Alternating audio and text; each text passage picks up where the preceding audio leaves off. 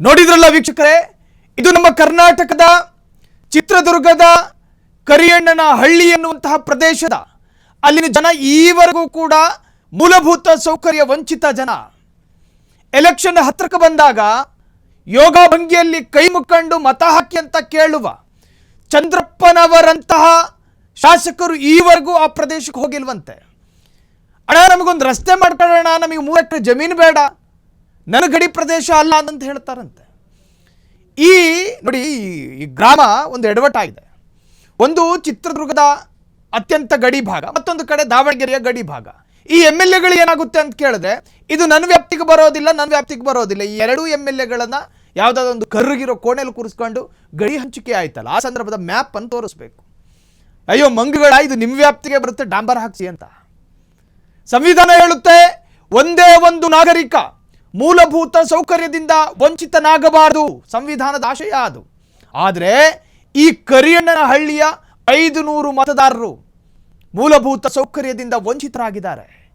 Bus ಹತ್ತಬೇಕು ಅಂದ್ರೆ 10 kilometre ನಡ್ಕೊಂಡು ಹೋಗಬೇಕಂತೆ. ಚಂದ್ರಪ್ಪನವರೇ ಮುಖ ತೋರಿಸೋದಕ್ಕೆ ಹೋಗಬೇಡಿ. ಅಲ್ಲಿನ ಜನ ಬಸ್ ಹತ್ತಬೇಕು ಅಂದ್ರೆ 10 ಕಿಲೋಮೀಟರ್ ನಡ್ಕೊಂಡು ಹೋಗಬೇಕು. ಎಲ್ಲಿದ್ದೀವಿ ನಾವು? ಎಲ್ಲಿ ಬದುಕ್ತಾ ಇರೋದು? ಬಸರಿ ಹೆಂಗಸನ್ನ 10 ಕಿಲೋಮೀಟರ್ ನಡೆಸ್ಕೊಂಡು ಹೋಗಿ ನೀವು ನೋಡೋಣ. ನಿಮ್ಮ ಮಕ್ಕಳನ್ನ 10 ಕಿಲೋಮೀಟರ್ ನಡೆಸ್ಕೊಂಡು ಹೋಗಿ ಬಸ್ ಹತ್ತಿಸಿ ನೋಡೋಣ. ನಮ್ಮ ಮನೆ ಜಾನುವಾರು ನಡೆಯೋದಿಲ್ಲ 10 ಕಿಲೋಮೀಟರ್. ಮನುಷ್ಯರು ಬಿಡಿ, ಜಾನುವಾರು ನಡೆಯೋದಿಲ್ಲ. ಮೂಲಭೂತ ಸೌಕರ್ಯ ಕೊಡೋದಕ್ಕೆ ಸಾಧ್ಯ ಇಲ್ಲದೆ ಇರ್ತಕ್ಕಂಥ ಚುನಾಯಿತ ಜನಪ್ರತಿನಿಧಿಗಳು ಮೀಸೆ ಹೊತ್ಕೊಂಡೇನು ಪ್ರಯೋಜನ?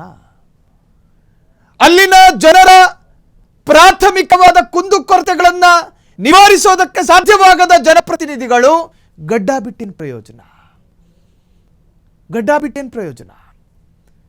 ಚಿತ್ರದುರ್ಗದ ಈ ಕರಿಯಣ್ಣನ ಹಳ್ಳಿಯ ರಸ್ತೆಗಳು ಅಲ್ಲಿನ ಶಾಸಕರ ಕಣ್ಣಿಗೆ ಕಾಣ್ತಾ ಇಲ್ಲ.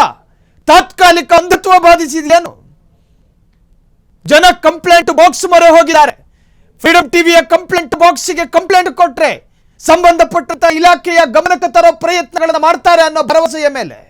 ಹಾಗಾಗಿ ಕಂಪ್ಲೇಂಟ್ ಬಾಕ್ಸ್ಗೆ ಬಂದಿರುವ ಈ ದೂರನ್ನ ಫ್ರೀಡಂ ಟಿವಿಯ ಸ್ಕ್ರೀನ್ ಮೇಲೆ ಸುಸ್ಪಷ್ಟವಾಗಿ ತೋರಿಸ್ತಾ ಇದ್ದೀವಿ. ಸಂಬಂಧಪಟ್ಟವರ ಕಣ್ಣು ತೆರೆಯುವವರೆಗೂ ತೋರಿಸ್ತೀವಿ. ಸಂಬಂಧಪಟ್ಟಂತಹ ಶಾಸಕರ ಕಿವಿಗಳು ಅರಳುವವರೆಗೂ ತೋರಿಸ್ತೀವಿ. ಅಲ್ಲಿಂದ ಮೂಲಭೂತ ಸೌಕರ್ಯದಿಂದ ವಂಚಿತರಾಗಬಾರದು ಅನ್ನೋ ಉದ್ದೇಶ ಮಾತ್ರ ನಮಗೆ.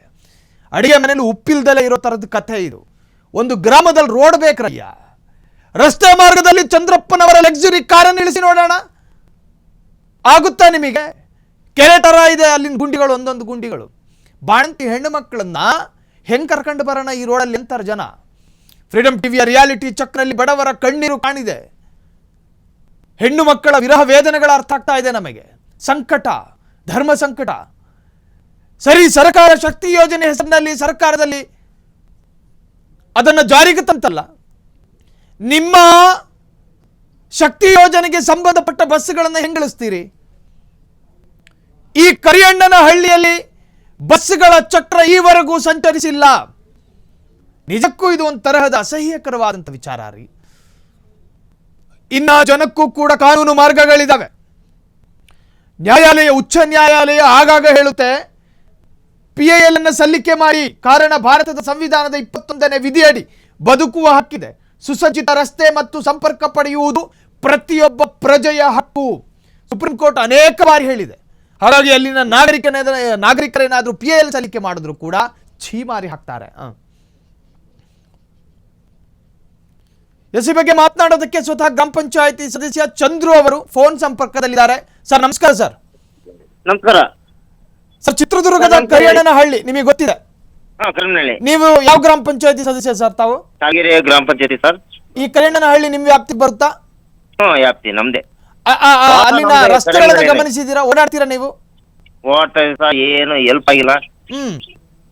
ನಮ್ಮ MLA ಏನು ಮಾಡ್ತಿಲ್ಲ ಸರ್. ಇಲ್ಲಿ ಚಂದ್ರಪ್ಪನವರನ್ನೇ ಸ್ವತಃ ಕರೆಸಿ ಅಲ್ಲೊಂದ್ 2-3 ರೌಂಡ್ ಓಡಿಸ್ಬೇಕಾಗಿತ್ತು. ಸರ್ ಕರ್ಸ್ಬೇಕು. ಬರಲ್ಲ ಅವರು ಎಲೆಕ್ಷನ್ ಓಟ್ ಕೇಳಕ್ ಅಷ್ಟೇ ಬರ್ತದೆ ಸರ್ ನಮ್ಮೂರಿಗೆ. ಓಟ್ ಕೇಳಕ್ ಅಷ್ಟೇ ಬರುತ್ತೆ. ಪ್ರಯತ್ನ ಮಾಡಿದ್ರೆ ಏನ್ ಹೇಳ್ತಾರ ಅವರು? ಸರ್ ಗಮನಕ್ಕೆ ಎಲ್ಲಾ ಮುಗಿಸಿ ಆದ್ರೂ ಬರೋದಿಲ್ಲ ಸರ್. ಒಂದು ಬಸ್ ಇಲ್ಲ, ಶಾಲೆ ಹುಡುಗರಿಗೆ ಭಾರಿ ಸಮಸ್ಯೆ ಸರ್. 2.5 ಕಿಲೋಮೀಟರ್ ನಡ್ಕೊಂಡು ಹೋಗ್ಬೇಕು ಕಲ್ಗಿರಿ ಕರ್ಮಳಿದ್ದ. ಆದ್ರೂ ಒಬ್ರು ಇಲ್ಲಿ ರೆಸ್ಪಾನ್ಸೇ ಮಾಡಲ್ಲ ಸರ್. ಅಲ್ರಿ, ಸಂವಿಧಾನದ 21ನೇ ವಿಧಿ ಹೇಳುತ್ತೆ ಬದುಕುವ ಹಕ್ಕು. ಬದುಕಬೇಕು ಅಂದ್ರೆ ಮೂಲಭೂತ ಸೌಕರ್ಯಗಳು ಬೇಕು. ಇದು ಸಂವಿಧಾನದ ವಿರೋಧಿ ಕೃತ್ಯ ರೀ ಇದು. ಹ್ಞೂ ಸರ್, ಮಾಡೋದಿಲ್ಲ. ನಮ್ಮೂರು ಒಂಥರ ಇದು ಲಾಸ್ಟ್ ಬಾರ್ ಸರ್. ಹ್ಮ್ ಹಂಗಾಗಿ ಚಿತ್ರದುರ್ಗ ಲಾಸ್ಟ್ ಬಾರ್ ನಮ್ದು. ಹ್ಮ್ ಒಬ್ರು ಇಲ್ಲಿ ಬಂದು ರೆಸ್ಪಾನ್ಸ್ ಮಾಡಲ್ಲ, MLA ಆಗ್ಲಿ MP ಆಗ್ಲಿ. ಈಗ ನೀವುಗಳು ಬಸ್ಗಳನ್ನ ಹತ್ತಬೇಕು ಅಂದ್ರೆ ಎಷ್ಟು ಕಿಲೋಮೀಟರ್ ನಡ್ಕೊಂಡು ಹೋಗ್ಬೇಕು ಅಲ್ಲಿಂದ? ಸರ್ ಇಲ್ಲಿದ್ದ ಒಂದು 10 ಕಿಲೋಮೀಟರ್ ನಡ್ಕೊಂಡು ಹೋಗ್ಬೇಕು. ನಾವು ಬರಸರೇ ಹೋಗ್ಬೇಕು ಸರ್. ಬರಸರನೇ ಹೋಗ್ಬೇಕು. ಅಲ್ರಿ, ಅಲ್ಲಿ ಬಾಣತಿ ಹೆಣ್ಮಕ್ಳು ಇರ್ತಾವೆ, ಗರ್ಭಿಣಿ ಹೆಣ್ಮಕ್ಳು ಇರ್ತಾವೆ. ಭಾರಿ ಕಷ್ಟ ಸರ್, ಅದೆಲ್ಲ ಹೇಳಕ್ಕೆ ಮಾರು. ಭಾರಿ ಕಷ್ಟ ಐತೆ ನಮ್ಮೂರು ಪ್ರಾಬ್ಲಮ್.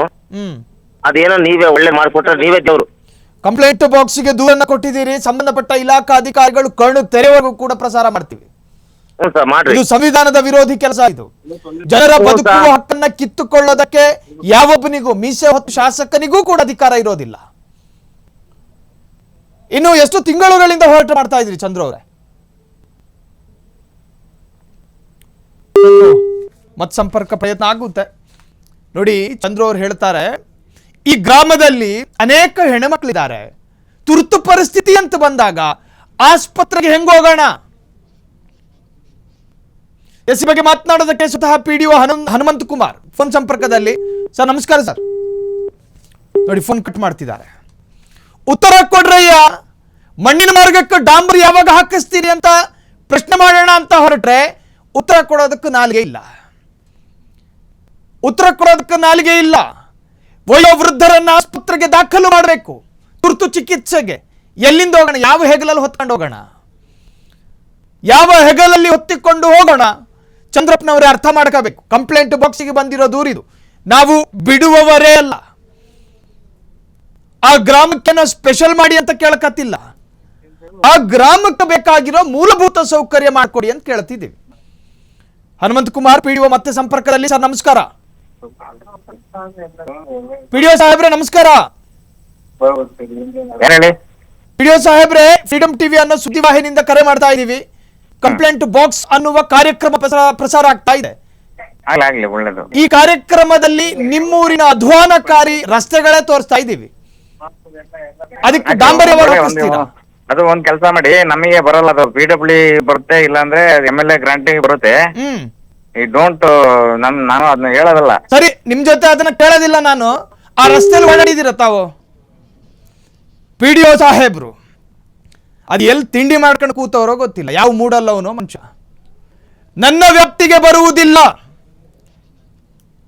ಕರಿಯಣ್ಣನಹಳ್ಳಿಯ ಮಣ್ಣಿನ ರಸ್ತೆಯ ವಿಚಾರ PDO ಸಾಹೇಬ್ರ ಜೊತೆ ಮಾತನಾಡಿದಾಗ, ಇದು ನನ್ನ ವ್ಯಾಪ್ತಿಗೆ ಬರೋದಿಲ್ಲ, ನಿಮಗೂ ಶುಭ ಆಗಲಿ ಅಂತ ಹೇಳಿ ಬಿಟ್ಟಿ ಹಾರೈಕೆಯನ್ನು ಕೊಡ್ತಾನೆ PDO.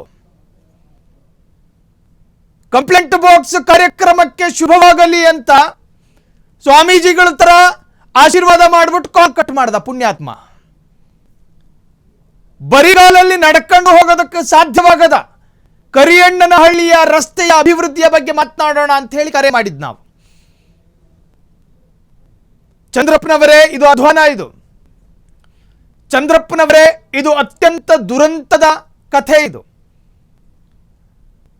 ದಾವಣಗೆರೆ ಬಾರ್ಡರ್ ಏರಿಯಾ, ಚಿತ್ರದುರ್ಗದ ಬಾರ್ಡರ್ ಏರಿಯಾ ನನ್ನ ವ್ಯಾಪ್ತಿಗೆ ಬರೋದಿಲ್ಲ, ಇದು ನನ್ನ ಜವಾಬ್ದಾರಿಯ ಒಳಗಿಲ್ಲ. ಈ ತರಹದ ಅಸಡ್ಡ ಉತ್ತರಗಳನ್ನು ಹೇಳೋದನ್ನ ಬಿಟ್ಟು ಬಿಡಿ. ಗಡಿ ಹಂಚಿಕೆಯ ಮ್ಯಾಪ್ ಬೇಕಾದ್ರೂ ನಿಮಗೆ ಅವಶ್ಯಕತೆ ಇದ್ರೆ ತೋರಿಸ್ತೀವಿ ನಾವು. ಈ ಕರಿಯಣ್ಣನಹಳ್ಳಿಯ ರಸ್ತೆ ಯಾರ ವ್ಯಾಪ್ತಿಗೂ ಬರುತ್ತೆ ಅನ್ನೋದನ್ನು ತೋರಿಸ್ತೀವಿ.